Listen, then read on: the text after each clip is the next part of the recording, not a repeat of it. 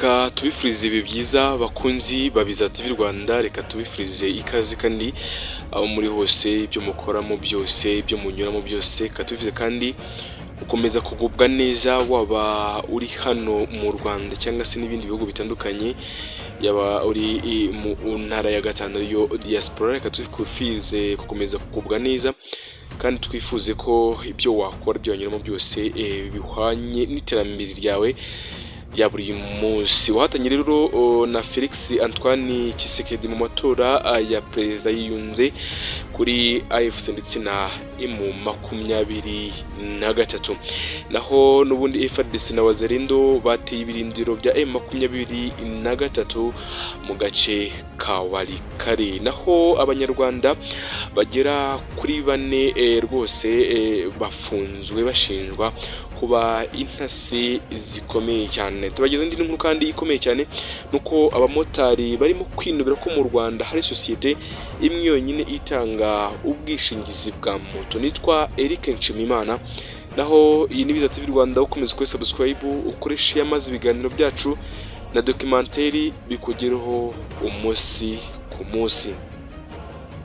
Naho ko subscribe akanya kandi menya ko utangira urugendo rushya n'ubuzima bushya bwo kumenya isi n'abayituye.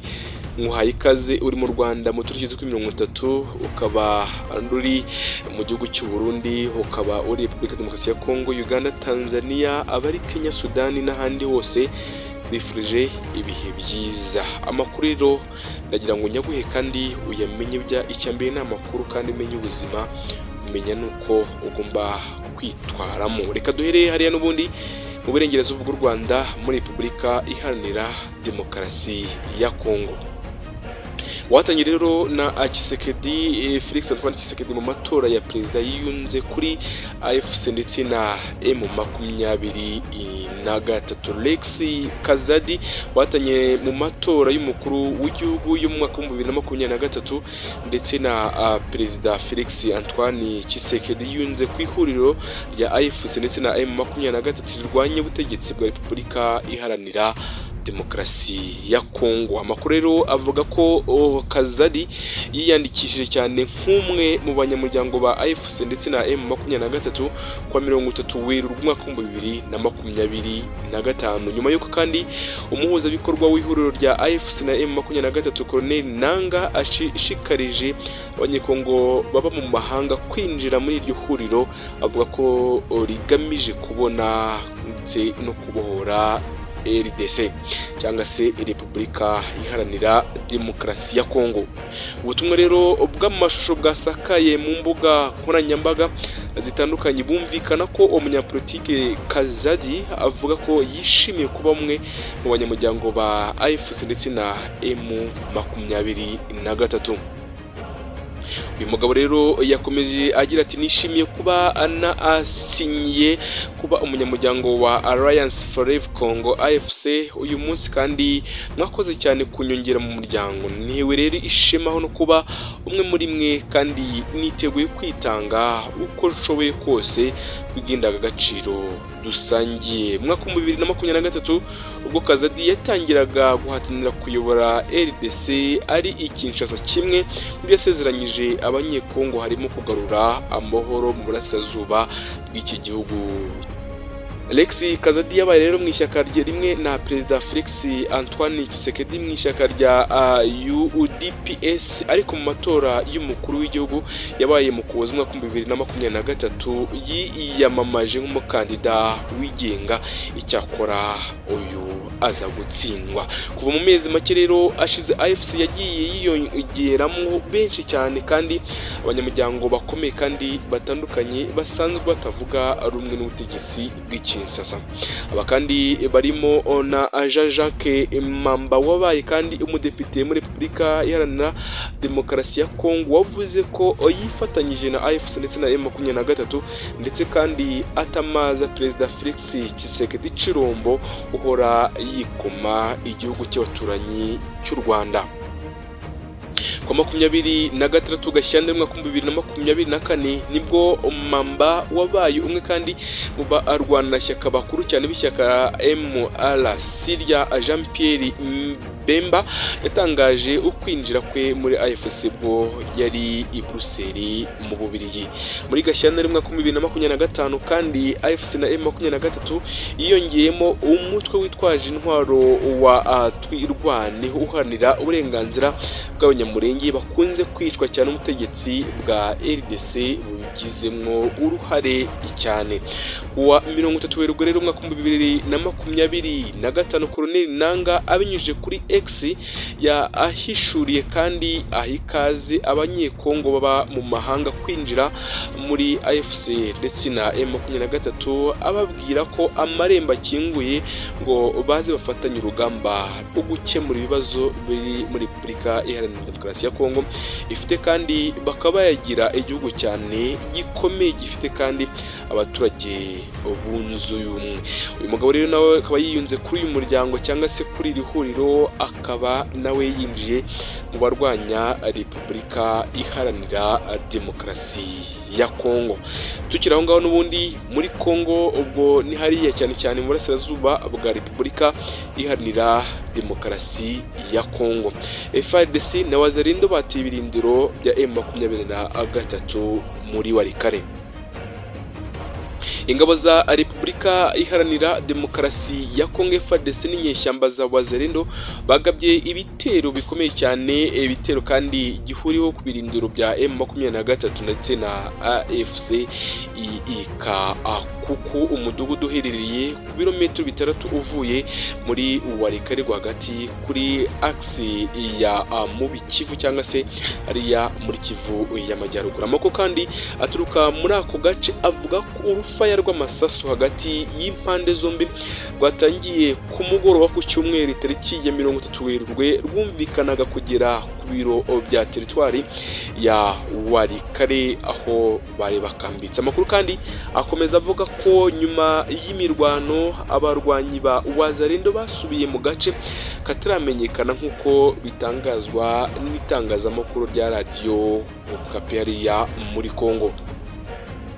Ibi nuko rero byakomeje kuba byateza ubwoba mu basivile bagira ubwoba, abenshi nabo batangira kuba bahunga, abandi basiga ibyo bari barimo bahunga urwo rufaya rw'amasaso. Aba rero bamaze gucika intege kubera amezi menshi y'amakimbirane ndetse no guhunga kwinshi kw'abaturage bo muri Kongo muri rusange.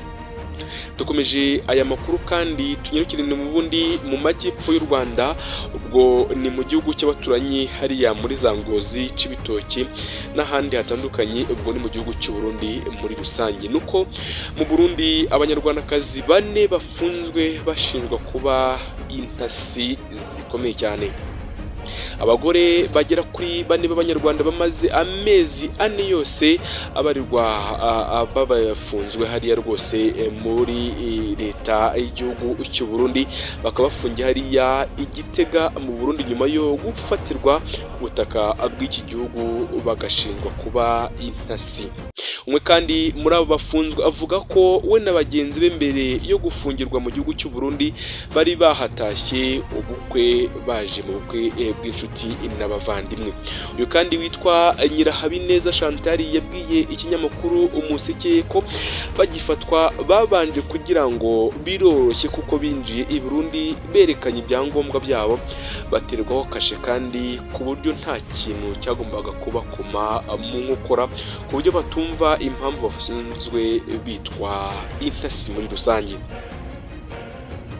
Avuga kandi ku mupaka ababemereye kumara muri kiriya gihugu iminsi igera kuri 3 gusa, ariko ngo bakihava bageze Igitega inzego z'umutekano zarabahagaritse izibaka ibyangombwa berekanye impapuro zinjira zo kuba zibemera kwinjira mu gihugu cy'i Burundi, bakaba kandi barerekanye ni impapuro ziva mu gihugu cy'u Rwanda, ako kanya bahita bafungwa igitaraganya.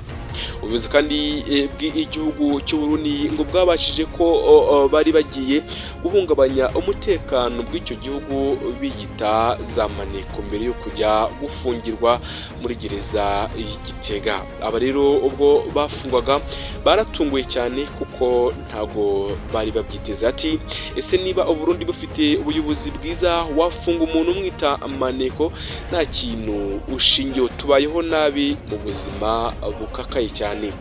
Nyirahabineza kandi avuga ko aho we na bagenzi be bafungiye basabwe gutanga ruswa bagatanga arenga miliyoni 10 z'amafaranga akoreshwa i Burundi, ariko ikibazo cyabo nuko nticyakemuka kuko bakomeje gusabwa andi mafaranga nubwo ayo ngayo bayasabwe.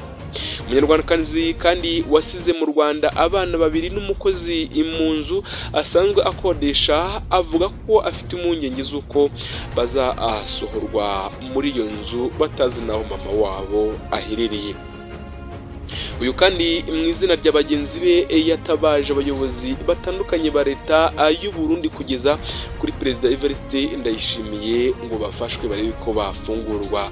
Michel cyangwa se Maître Michel wunganira mu mategeko bari abanyarwandakazi avuga ko banengwa kuba intasi gusa, akemeza ko ibyo birego nta shingiro bifite. Ati aburanye ifunga n'ifungurwa ry'agateganyo ariko bategetse ko baburana bafunga. Ngewe ubu ndizera Imana ko ari izakurayo iciye mu nzira zayo kuko ni abere abanyarwandakazi. Nuko diplomasi cyangwa se abishinzwe ububanyi n'amahanga muri diplomate umubano w'u Rwanda n'u Burundi ubu umeze nabi, bahise babiziramo nabo babafata mpiri gutyo. Guverinoma rero y'u Rwanda ntacyo iratangaza kwifungwa n'ifungurwa ry'abariya abaturage. Nyirahabineza icyakora avuga ko umwe mu bakora muri ambasade y'u Rwanda mu gihugu cy'u Burundi bamubwiye ikibazo cyabo barebe ko hari icyo bagikoraho.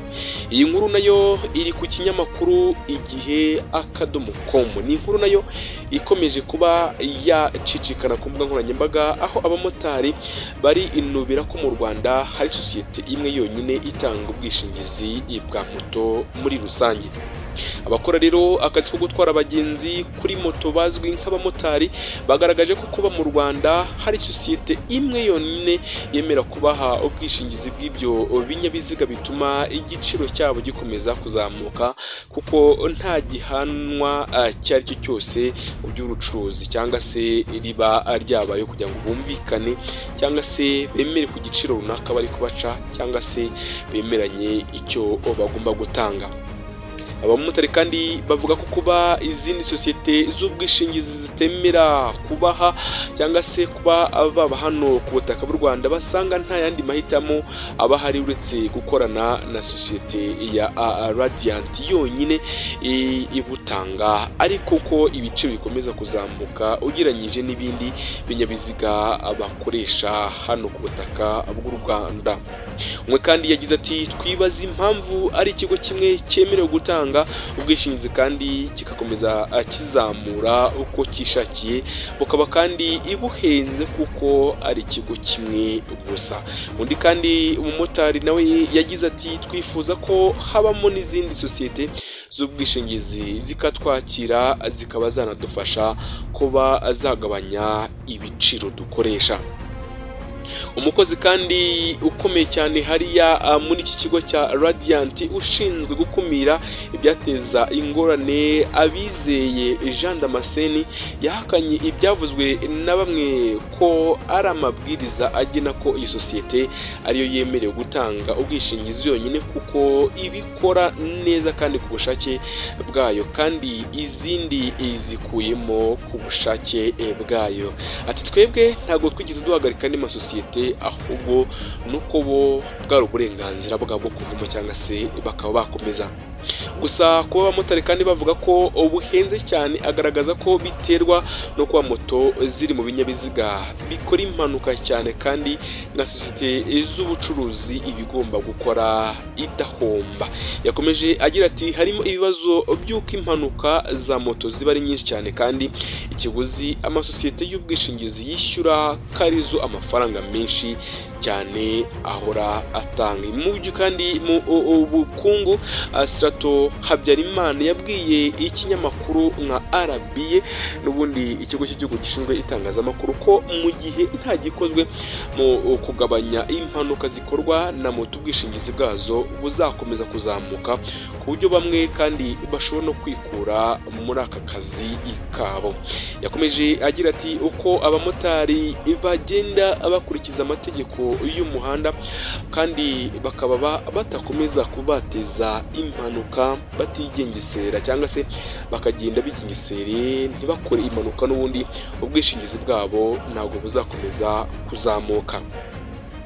Ati bitwaye neza mu muhanda, ibyo byago n'impanuka bakora bikaba byagabanuka, ibiciro bishobora no kubona byo kuba byamanuka, ariko mu gihe zikomeje kwiyongera ibiciro bizakomeza n'ubundi kuzamuka.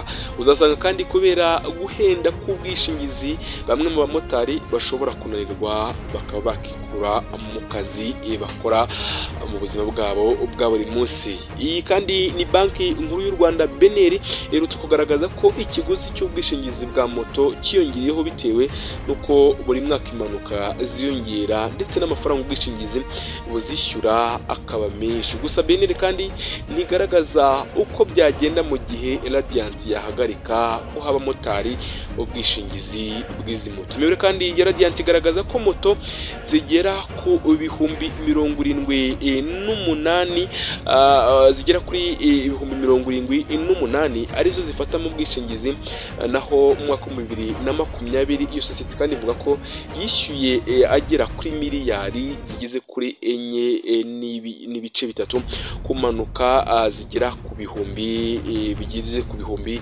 3,890 za moto zari zabaye gusa mwaka ushize 2024. Izo mpanuka kandi zari zimaze kwikuba inshuro zigeze kuri 2,265 zishyurwa amafaranga asaga miliyari 14 z'amafaranga y'u Rwanda. Ngayo nguko ibyo abamotari bikomeje kuba agaterera nzamba muri rusange. Nshuti bakunzi babiza TV Rwanda, reka nkomeze mbishimira kandi mbifurize ibihe byiza. Icyo nakubwira nuko ubuzima ari ubuzima kandi ubuzima bwiza n'ubuzima buzira umuze. Nibikunda ukomeze ko subscribe ukoresha ku biganiro tukugezaho byacu bya buri munsi. Nta yindi neguza nawe utaha.